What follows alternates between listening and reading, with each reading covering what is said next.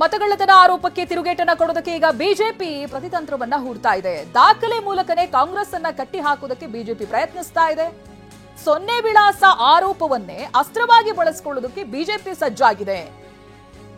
ಅಂದ್ರೆ ಸಿಎಂ ಸಿದ್ದರಾಮಯ್ಯ ಸ್ವಕ್ಷೇತ್ರದಲ್ಲೇ ಸೊನ್ನೆ ವಿಳಾಸವನ್ನ ಪತ್ತೆ ಹಚ್ಚಿದೆ.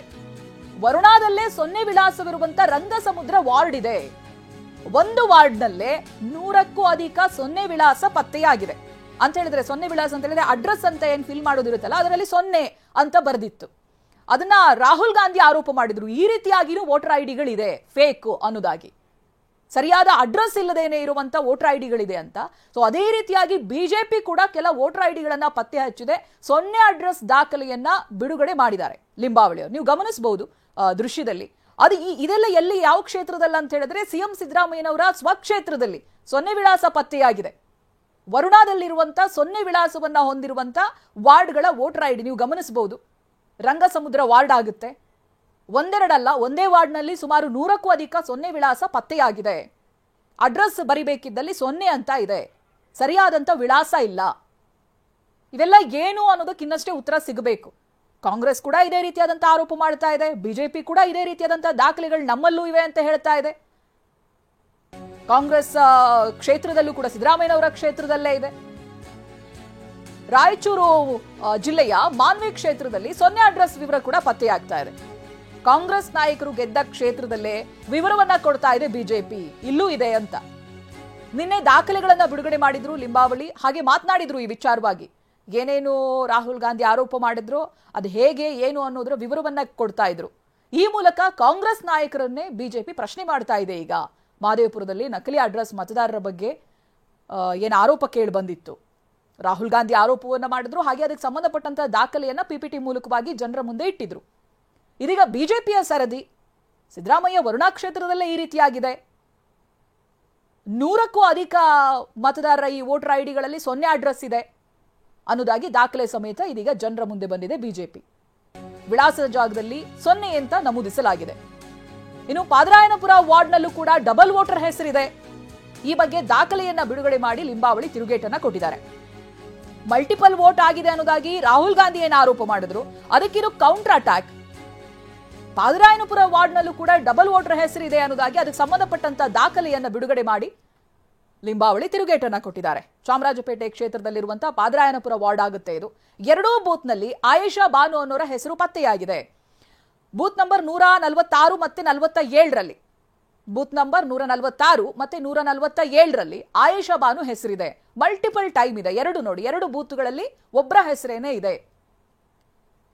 ಸೊ ಇದು ಯಾವ ಕ್ಷೇತ್ರಕ್ಕೆ ಸಂಬಂಧಪಟ್ಟಿದ್ದು? ಪಾದರಾಯನಪುರ ವಾರ್ಡ್ನಲ್ಲಿ ಡಬಲ್ ವೋಟರ್ಗಳ ಹೆಸರಿರೋದನ್ನ ಬಿಜೆಪಿ ಪತ್ತೆ ಹಚ್ಚಿ ಅವರ ಹೆಸರು ಸಮೇತವಾಗಿ ದಾಖಲೆಗಳ ಸಮೇತವಾಗಿ ಕೊಟ್ಟಿದೆ ನೋಡಿ. ದಾಖಲೆಯನ್ನ ಬಿಡುಗಡೆ ಮಾಡಿದ್ದಾರೆ ಇದಾಗಲೇ. ಆಯೇಷಾ ಬಾನು ಅನ್ನೋರ ಹೆಸರು ಎರಡು ಬೂತ್ನಲ್ಲಿದೆ. ಇನ್ನು ಶಿವಾಜಿನಗರ ಕ್ಷೇತ್ರದ ಒಂದೇ ವಾರ್ಡ್ನಲ್ಲಿ ಎರಡೆರಡು ಹೆಸರಿದೆ. ಹಲಸೂರು ವಾರ್ಡ್ನ ಎರಡು ಬೂತ್ನಲ್ಲಿ ರೆಹಮತುಲ್ಲಾ ಹೆಸರಿದೆ. ಬೂತ್ ನಂಬರ್ 169 ಮತ್ತೆ 11ರಲ್ಲಿ ರೆಹಮತುಲ್ಲಾ ಹೆಸರು ಪತ್ತೆಯಾಗಿದೆ. ಈ ಬಗ್ಗೆ ದಾಖಲೆಯನ್ನ ಬಿಡುಗಡೆ ಮಾಡಿದ್ದಾರೆ ಅರವಿಂದ್ ಲಿಂಬಾವಳಿ. ದಾಖಲೆಯನ್ನ ಬಿಡುಗಡೆ ಮಾಡಿ ಕಾಂಗ್ರೆಸ್ ಆರೋಪಕ್ಕೆ ತಿರುಗೇಟನ್ನ ಕೊಟ್ಟಿದ್ದಾರೆ. ನಕಲಿ ವೋಟರ್ ಮೂಲಕ ಕಾಂಗ್ರೆಸ್ ಗೆಲುವನ್ನ ಸಾಧಿಸಿದ್ಯಾ ಅಂತ ಪ್ರಶ್ನೆ ಮಾಡಿದ್ದಾರೆ. ಇದು ಕಾಂಗ್ರೆಸ್ ನಾಯಕರಿಗೆ ಅರವಿಂದ್ ಲಿಂಬಾವಳಿ ಮಾಡಿರುವಂತಹ ಪ್ರಶ್ನೆ. ಒಂದಿನದ ಮುಂಚಿತವಾಗಿ ಹೇಳಿದ್ರು, 4 ಗಂಟೆಗೆ ಸುದ್ದಿಗೋಷ್ಠಿ ಮಾಡ್ತೀನಿ, ಎಲ್ಲೆಲ್ಲಿ ಏನೇನು ಆಗಿದೆ ಅನ್ನೋದನ್ನ ನಾನು ಕೂಡ ದಾಖಲೆ ಸಮೇತವಾಗಿ ಹೇಳ್ತೀನಿ ಅನ್ನೋದಾಗಿ ಹೇಳಿದ್ರು. ಅದು ಶಿವಾಜಿನಗರ ಹೆಸರನ್ನ ಅವ್ರು ಪರ್ಟಿಕ್ಯುಲರ್ ಆಗಿ ತೆಗೆದಿದ್ರು. ಅದೇ ರೀತಿ ಇದೀಗ ಶಿವಾಜಿನಗರ ಕ್ಷೇತ್ರದ ಒಂದೇ ವಾರ್ಡ್ನಲ್ಲಿ ಎರಡೆರಡು ಹೆಸರಿರೋದ್ರ ಬಗ್ಗೆ ಲಿಂಬಾವಳಿ ದಾಖಲೆಯನ್ನ ಮುಂದಿಟ್ಟಿದ್ದಾರೆ. ಇದು ಹಲಸೂರು ವಾರ್ಡ್ನ 2ನೇ ಬೂತ್ನಲ್ಲಿ ರೆಹಮತುಲ್ಲಾ ಹೆಸರಿದೆ. ಅದು ಬೂತ್ ನಂಬರ್ 169ರಲ್ಲಿದೆ. ಹಾಗೆ 11ರಲ್ಲೂ ಕೂಡ ಸೇಮ್ ಹೆಸರು ಇದೆ.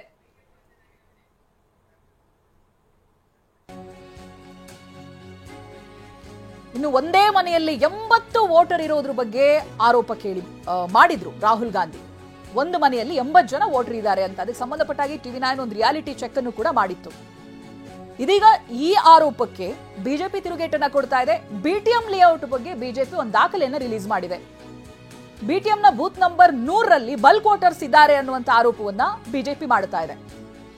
ಮನೆ ನಂಬರ್ ಕೂಡ ಇದೆ ನೋಡಿ. ಮನೆ ನಂಬರ್ 1 14/1/2 100ರಲ್ಲಿ ಬಲ್ಕ್ ವೋಟರ್ಸ್ ಇದ್ದಾರೆ ಅಂತ ಹೇಳ್ತಾ ಇದ್ದಾರೆ. 3 ಮನೆಗಳಲ್ಲಿ ಒಟ್ಟು ಬಲ್ಕ್ ವೋಟರ್ಸ್ ಇದ್ದಾರೆ ಅನ್ನುವಂತ ಆರೋಪವನ್ನ ಮಾಡ್ತಾ ಇದ್ದಾರೆ. ಒಂದೇ ಮನೆಯಲ್ಲಿ 10 ಮತದಾರರಿದ್ದಾರೆ ಅಂತ ಇದೀಗ ಬಿಜೆಪಿ ಕೂಡ ಹೇಳ್ತಾ ಇದೆ. ಅದಕ್ಕೆ ದಾಖಲೆಗಳನ್ನ ಕೂಡ ಕೊಟ್ಟಿದೆ. ಬಲ್ಕ್ ವೋಟರ್ಸ್ ಬಗ್ಗೆ ಬಿಜೆಪಿ ದಾಖಲೆನ ರಿಲೀಸ್ ಮಾಡಿದೆ. ದಾಖಲೆ ರಿಲೀಸ್ ಮಾಡೋ ಮೂಲಕವಾಗಿ ಕಾಂಗ್ರೆಸ್ಗೆ ಮರು ಪ್ರಶ್ನೆಯನ್ನ ಹಾಕಿದೆ. ಇದೇ ರೀತಿಯಾಗಿ ರಾಹುಲ್ ಗಾಂಧಿ ಒಂದು ಮನೆಯಲ್ಲಿ 80 ವೋಟ್ ಇರೋದ್ರ ಬಗ್ಗೆ ದಾಖಲೆ ಬಿಡುಗಡೆ ಮಾಡಿದ್ರು. ಅದು ಹೌಸ್ ನಂಬರ್ 35. ಅದಕ್ಕೆ ಸಂಬಂಧಪಟ್ಟ ಹಾಗೆ TV9 ರಿಯಾಲಿಟಿ ಚೆಕ್ ಅನ್ನ ಮಾಡಿದಾಗ ಆ ರೀತಿಯಾಗಿ ಇರಲಿಲ್ಲ. ಒಂದು ಮನೆಯಲ್ಲಿ 1 BHK ಯಲ್ಲಿ 80 ಜನ ಇರೋದಕ್ಕೆ ಸಾಧ್ಯನಾ ಅಂತ ಅವರ ಮಾಲೀಕರು ಕೂಡ ಪ್ರಶ್ನೆಯನ್ನ ಮಾಡಿದ್ರು. ಇದೆಲ್ಲ ಸುಳ್ಳು ಅನ್ನೋದಾಗಿ. ಇದಕ್ಕೆ ಸಂಬಂಧಪಟ್ಟ ಹಾಗೆ ಪ್ರತಿನಿಧಿ ಪ್ರಮೋದ್ ಡೀಟೇಲ್ಸ್ ಅನ್ನ ಕೊಡ್ತಾರೆ. ಪ್ರಮೋದ್, ಒಂದು ಇವಾಗ ಕಾಂಗ್ರೆಸ್ ಆರೋಪವನ್ನ ಮಾಡಿತು, ಅದು ಹೇಗಾಯ್ತು ಏನು ಗೊತ್ತಿಲ್ಲ ಅನ್ನೋದನ್ನ ಖುದ್ದು ರಾಹುಲ್ ಗಾಂಧಿನೇ ಹೇಳಿದ್ರು. ಬಟ್ ಮತಗಳ್ಳತನ ಆಗಿರೋದಂತೂ ಸತ್ಯ ಅಂತ ಅವ್ರು ಹೇಳಿದ್ರು. ಸೊ ಅದೇ ರೀತಿಯಾದಂತಹ ದಾಖಲೆಯನ್ನ ಬಿಜೆಪಿ ವಿದಿನ್ ನೋ ಟೈಮ್ ದಾಖಲೆ ಸಮೇತವಾಗಿ ಜನರ ಮುಂದಿಡ್ತಾ ಇದೆ. ಬಿಜೆಪಿ ಕೊಟ್ಟಿರುವಂತಹ ದಾಖಲೆಗಳಲ್ಲಿ ಏನೇನಿದೆ ಅಂತ ಪ್ರಮೋದ್? ಚೈತ್ರ, ಈಗ ಬಿಜೆಪಿ ಕಾಂಗ್ರೆಸ್ನ ಆರೋಪಕ್ಕೆ ಪ್ರತ್ಯಾರೋಪ ಜೊತೆಗೆ ದಾಖಲೆಯನ್ನೇ ಕೌಂಟರ್ ಆಗಿ ನೀಡ್ತಾ ಇದೆ. ಈಗ ರಾಹುಲ್ ಗಾಂಧಿ ಮಾಡಿರುವಂತಹ ಪ್ರಮುಖ ಆರೋಪಗಳಲ್ಲಿ ಇರುವಂತದ್ದಂದ್ರೆ ಒಂದು ಬಲ್ಕ್ ವೋಟರ್ಸ್, ಅಂದ್ರೆ ಒಂದೇ ಮನೆಯಲ್ಲಿ ಹಲವಾರು ಸಂಖ್ಯೆಯಲ್ಲಿ ಮತದಾರ ಇರುವಂತದ್ದು. ಮತ್ತೊಂದು ನಕಲಿ ವೋಟರ್ಸ್ ಅನ್ನುವಂತ ಆರೋಪದಡಿ ಅಂದ್ರೆ ಒಬ್ಬನೇ ವೋಟರ್ ಹಲವು ಬೂತ್ಗಳಲ್ಲಿ ಆತನ ಹೆಸರು ನಮೂದಾಗಿ ಪಟ್ಟಿಯಲ್ಲೂ ಕೂಡ ಬಂದಿದೆ ಅನ್ನುವಂತ ಆರೋಪ. ಅದರ ಜೊತೆಗೆ ಈಗಾಗಲೇ ಅನೇಕ ಅಡ್ರೆಸ್ಗಳಲ್ಲಿ 0000 ಅಂತ ಅಡ್ರೆಸ್ಗಳನ್ನ, ಫೇಕ್ ಅಡ್ರೆಸ್ಗಳನ್ನ ನೀಡಿ ಮತದಾರರನ್ನ ಸೃಷ್ಟಿ ಮಾಡಲಾಗಿದೆ ಅನ್ನುವಂತ ಆರೋಪ. ಇದಾದ ಬಳಿಕ ಈ ಆರೋಪ ಆದ ಬಳಿಕ ಅರವಿಂದ್ ಲಿಂಬಾವಳಿ ಮತ್ತು ಬಿಜೆಪಿಯ ತಂಡ ಕೂಡ ಇದಕ್ಕೆ ಪರಿಶೀಲನೆ ಮಾಡುವಂತಹ ನಿಟ್ಟಿನಲ್ಲಿ ಒಂದು ರಾಹುಲ್ ಗಾಂಧಿ ಮಾಡಿರುವಂತಹ ಮಹದೇವಪುರ ಕ್ಷೇತ್ರದ ಆರೋಪಗಳಿಗೆ ಉತ್ತರ ಕೊಡೋದರ ಜೊತೆಗೆ ಈಗ ರ್ಯಾಂಡಮ್ ಚೆಕಿಂಗ್ ಅನ್ನು ಕೂಡ ಮಾಡಿದ್ದಾರೆ. ಕೇವಲ ಮಹದೇವಪುರ ಅಲ್ಲದೆ ಬೇರೆ ಭಾಗ, ಬೆಂಗಳೂರಿನ BTM ಲೇಔಟ್ ಇರ್ಬೋದು, ಮಸ್ಕಿ ಇರ್ಬೋದು, ವರುಣಾ ಕ್ಷೇತ್ರದಲ್ಲಿ ಅಂದ್ರೆ ಮುಖ್ಯಮಂತ್ರಿ ಸಿದ್ದರಾಮಯ್ಯನವರ ವರುಣಾ ಕ್ಷೇತ್ರದಲ್ಲೂ ಕೂಡ ರ್ಯಾಂಡಮ್ ಚೆಕಿಂಗ್ ಮಾಡಿದ್ದಾರೆ. ಈಗ ಬಿಜೆಪಿ ಮಾಡ್ತಾ ಇರುವಂತಹ ಆರೋಪ ಅಂದ್ರೆ ರಾಹುಲ್ ಗಾಂಧಿ ಹೇಳ್ತಿದ್ದಾರೆ ಹಲವಾರು ಅಡ್ರೆಸ್ಗಳು ಫೇಕ್ ಇದೆ ಅಂತ. ಬಿಜೆಪಿ ಮಾಡ್ತಾ ಇರುವಂತಹ ವಾದ ಅಂದ್ರೆ ಇದು ಯಾವುದೇ ಒಬ್ಬ ಪಕ್ಷದ ಪ್ರತಿನಿಧಿಗಳಾಗ್ಲಿ ಅಥವಾ ಪಕ್ಷದ ನಾಯಕರಾಗ್ಲಿ ಮಾಡುವಂತದ್ದಲ್ಲ. ಇದೀಗಾಗಲೇ ಚುನಾವಣಾ ಆಯೋಗ ರ್ಯಾಂಡಮ್ ಆಗಿ ಪರಿಷ್ಕರಣೆ ಮಾಡಬೇಕಾಗತ್ತೆ ಅಥವಾ ಹಂತಕ್ಕೆ ಪರಿಷ್ಕರಣೆ ಮಾಡಬೇಕಾಗತ್ತೆ. ಪರಿಷ್ಕರಣೆ ಮಾಡದೇ ಇರುವಂತಹ ಹಿನ್ನೆಲೆಯಲ್ಲಿ ಈ ರೀತಿಯಂತ ಸಮಸ್ಯೆ ಆಗಿದೆ ಅನ್ನುವಂಥದ್ದನ್ನ ಎತ್ತಿ ತೋರಿಸುವಂತ ಪ್ರಯತ್ನವನ್ನ ಬಿಜೆಪಿ ಮಾಡ್ತಾ ಇದೆ. ಅದಕ್ಕೆ ಮೊದಲ ಉದಾಹರಣೆ ಆಗಿ ಖುದ್ದು ಮುಖ್ಯಮಂತ್ರಿ ಸಿದ್ದರಾಮಯ್ಯ ಅವರ ಕ್ಷೇತ್ರದಲ್ಲೇ, ಅದರಲ್ಲೂ ಕೂಡ ವರುಣಾ ಕ್ಷೇತ್ರದ ರಂಗಸಮುದ್ರ ವಾರ್ಡ್ನ ಕೇವಲ ಒಂದು ವಾರ್ಡ್ನಲ್ಲಿ 100ಕ್ಕೂ ಹೆಚ್ಚು ಅಡ್ರೆಸ್ಗಳೇ ಇಲ್ದಿರುವಂತದ್ದು, ಅಂದ್ರೆ 0000 ಅಂತ ಅಡ್ರೆಸ್ ನಮೂದಾಗಿರುವಂತ ದಾಖಲೆಯನ್ನ ಕೂಡ ಬಿಡುಗಡೆ ಮಾಡಿದೆ. ಇದರ ಜೊತೆಗೆ ಈಗಾಗಲೇ ನಕಲಿ ವೋಟರ್ಸ್ಗಳು ಅಂತ ಹೇಳ್ತಾರೆ. ಅಂದ್ರೆ ಒಂದೇ ಬೂತ್ ನಲ್ಲಿ ಎರಡೆರಡು ಹೆಸರುಗಳು ಕೇಳಿ ಬರ್ತಾ ಇರುವಂತದ್ದು, ಒಬ್ಬನೇ ವ್ಯಕ್ತಿ 2 ಹೆಸರು 2 ಬೂತ್ಗಳಲ್ಲಿ ಕಂಡು ಬಂದಿರುವಂತದ್ದನ್ನು ಕೂಡ ಬಿಜೆಪಿ ಕೂಡ ಪತ್ತೆ ಮಾಡಿದೆ. ಒಂದು ಚಾಮರಾಜಪೇಟೆಯಲ್ಲಿ ಐಷಾ ಭಾನು ಅನ್ನುವರ ಹೆಸರು ಕೂಡ 2 ಮತದಾರರ ಪಟ್ಟಿಯಲ್ಲಿ ಬಂದಿದೆ. ಅಂದ್ರೆ 2 ಬೂತ್ಗಳಲ್ಲಿ ಈ ಒಂದು ದಾಖಲೆ ಸೃಷ್ಟಿ ಇದೆ.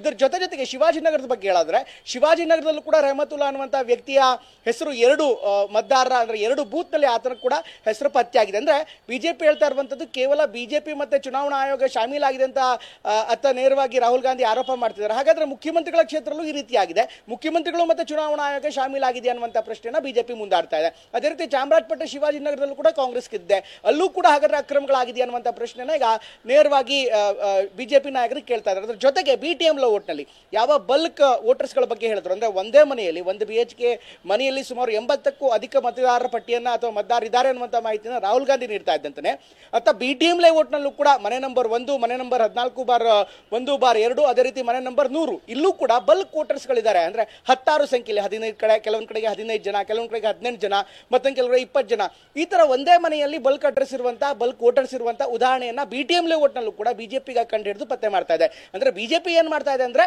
ರಾಹುಲ್ ಗಾಂಧಿ ಅವರ ಆರೋಪಕ್ಕೆ ಕೌಂಟರ್ ಆಗಿ ದಾಖಲೆಗಳ ಮೂಲಕ ದಾಖಲೆಗಳನ್ನ ಪ್ರದರ್ಶನ ಮಾಡ್ತಾ ಕಾಂಗ್ರೆಸ್ನ ಕ್ಷೇತ್ರಗಳಲ್ಲೂ ಕೂಡ ಈ ರೀತಿಯಂತ ಸಮಸ್ಯೆ ಇದೆ. ಹೀಗಾಗಿ ಕೇವಲ ಒಂದು ಕ್ಷೇತ್ರದಲ್ಲಿ ಮತಗಳ್ಳತನ ಆಗಿದೆ ಅನ್ನುವಂತ ಇದು ಮತಗಳ್ಳತನ ಅಲ್ಲ, ಇದು ಗಂಭೀರವಾದಂತ ಎರರ್ ಅನ್ನುವಂತ ಮಾತನ್ನ ಇದು ಚುನಾವಣಾ ಆಯೋಗ ಈ ಕಾರಣಕ್ಕೋಸ್ಕರ ಬೃಹತ್ ಆದಂತ ಪರಿಷ್ಕರಣೆ ಮಾಡ್ತಾ ಇದೆ.